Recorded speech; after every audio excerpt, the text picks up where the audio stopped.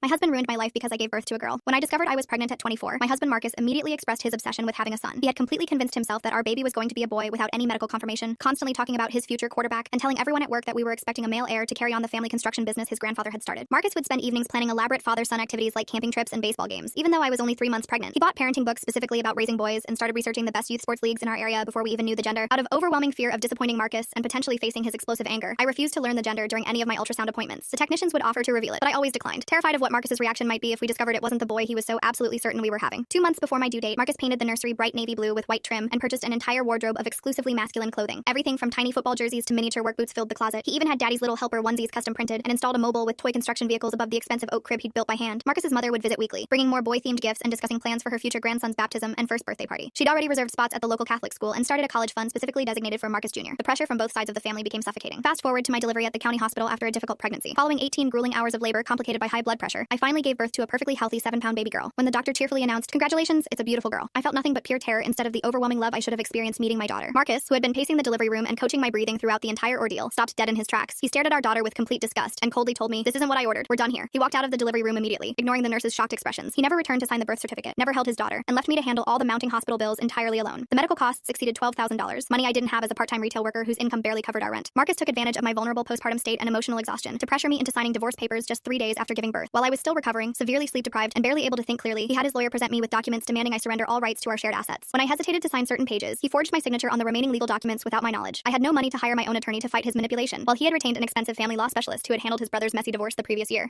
I tried desperately calling Marcus's parents for emotional support and help understanding what was happening to my life, but they blamed me entirely for the catastrophic situation. His mother actually said it was my genetic fault for not being able to provide them with a grandson to continue their precious family legacy and inherit the business. The overwhelming stress, sleep deprivation, and emotional trauma triggered severe postpartum depression that required immediate psychiatric hospitalization for 6 weeks. Marcus used my mental health crisis as ammunition to petition the court, claiming I was an unstable mother who posed a danger to our infant daughter. While I was receiving treatment and unable to care for myself, let alone fight legal battles, our baby girl was placed with emergency foster parents. Marcus used those crucial weeks to arrange a closed private adoption through his lawyer's connections, ensuring that all records would be permanently sealed. By the time I was released from the psychiatric facility and mentally stable enough to understand what had happened, she had already been placed with an adoptive family whose identities were protected by court order. Marcus had essentially sold our daughter to strangers while I was too sick to stop him. It's been 17 years since that devastating betrayal, and I've never stopped searching for my daughter. I've spent thousands of dollars hiring private investigators, joined online support groups for parents separated from their children, and contacted every adoption agency within a 3-state radius trying to find any trace of her whereabouts. I still have the pink hospital bracelet from the day she was born, along with a single Polaroid photograph that a compassionate nurse secretly took of us together before Marcus had her removed from my room. Sometimes I wonder if she knows she's adopted, if she ever thinks about her biological mother, or if Marcus told the adoptive family lies about why I gave her up. I've rebuilt my life completely, remarried a wonderful man who supports my search, earned my nursing degree, and found some measure of peace. But there's always been this massive void where my daughter should be, this constant wondering about what kind of person she's become and whether she inherited my love for music or Marcus's stubborn determination. I keep hoping that someday when she turns 18, she'll access her adoption records and search for me too, so we can finally have the mother-daughter relationship that Marcus's selfishness stole from both of us.